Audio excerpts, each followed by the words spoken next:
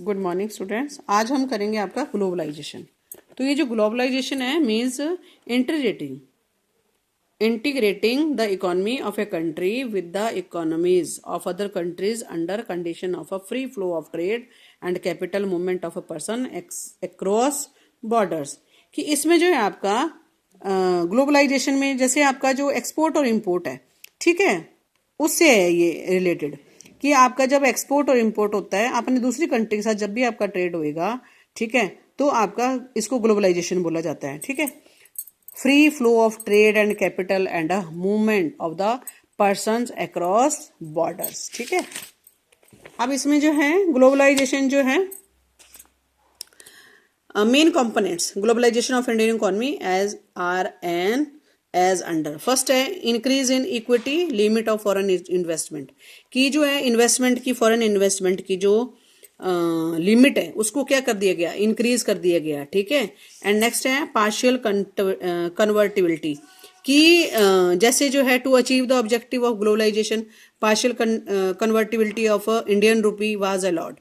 In 2004, Indian rupee was made full convertible on a current account. It was in conformity with the economic reform. Partial convertibility means to buy or sell foreign currency. ठीक है, कि partial convertibility का मतलब है कि bye और cell, खरीदना और बेचना foreign currency like a dollar और pound sterling for foreign transaction at a price determined by the market. ठीक है, जैसे इसमें import and export good and services, payment of interest और dividend on investment, remittances to meet family expenses, ये सारा इसमें आ जाता है। नेक्स्ट है आपका लॉन्ग टर्म ट्रेड पॉलिसी, कि ट्रेड पॉलिसी जो है वो लॉन्ग टर्म के लिए बनाई जाए। ठीक है ना, कि जो आपके इकोनॉमिक रिफॉर्म है ये भी foreign trade policy was enforce for a long duration, जैसे 5 year. Main characteristic of this policy is to liberal policy. Under this policy all restriction और controls on foreign trade have been removed, कि जो भी इसके ऊपर restriction थी, control थे, उनको क्या कर दिया जाए, रिमूव कर दिया जाए। इस पॉलिसी में जो है open competition has been encouraged and all facility are being provided to this and bearing some specific goods and any other goods can be imported or exported. By restricting the number of goods imported or exported by the state agency, equal opportunity to trade have been provided to all, कि सारे में equal जो है opportunity दी जाए सबको। ठीक है, next है आपका रिडक्शन इन टैरिफ, कि टैरिफ में जो है क्या किया जाए, कमी की जाए। कस्टम ड्यूटी, टैरिफ, ये सारे जो है इंटरनेशनली बेनिफिशियल जो है इसके लिए हैं ये। ठीक है, इसमें जो है इसको रिड्यूस कर दिया जाता है एक्सपोर्ट और इंपोर्ट की टैरिफ को। ठीक है, अगर ये ज़्यादा होंगे तो एक्सपोर्ट और इंपोर्ट जो है लोग नहीं करेंगे या कंट्री नहीं करेगा। ठीक है, नेक्स्ट है आपका कि अदर इकोनॉमिक रिफॉर्म क्या क्या किए। द फिजिकल रिफॉर्म जो है, जब ये राजकोषीय घाटा होता है, फिजिकल डेफिसिट होती है, तो इसको पूरा करने के लिए जो है मेजर किए जाते हैं, जैसे revenue receipt and reducing the public expenditure को कम किया जाता है द गवर्नमेंट। ठीक है ना, प्रोडक्शन एंड इकोनॉमिक वेलफेयर के लिए।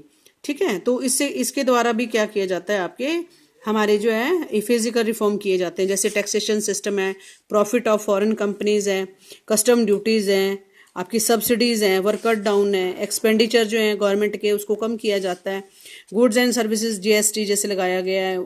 ठीक है, तो ये सारी चीज़ें जो है आपके फिजिकल रिफॉर्म है। फाइनेंशियल रिफॉर्म में आपका आता है रिडक्शन इन लिक्विडिटी रेशो को कम किया जाता है, free determination of interest rate, ठीक है, उसको इंटरेस्ट रेट को फ्री किया जाता है, and reconstitution of a banking system, कि उससे जो है बैंकिंग सिस्टम को रिकंस्ट्रक्ट किया जाता है या रिकंस्टिट्यूट किया जाता है।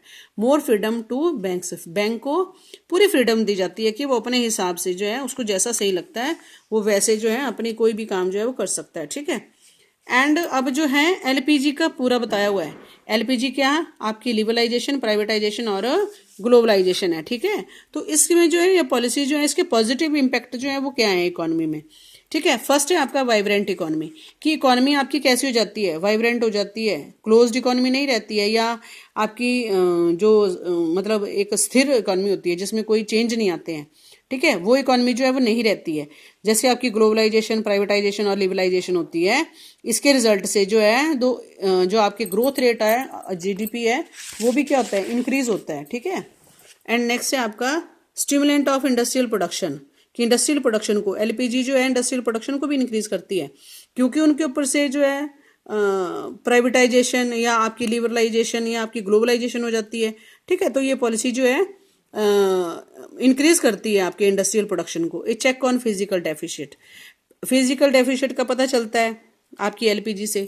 ठीक है, a check on inflation, inflation का पता चलता है। अगर इन्फ्लेशन बहुत ज़्यादा आपका हो गया है, ठीक है, तो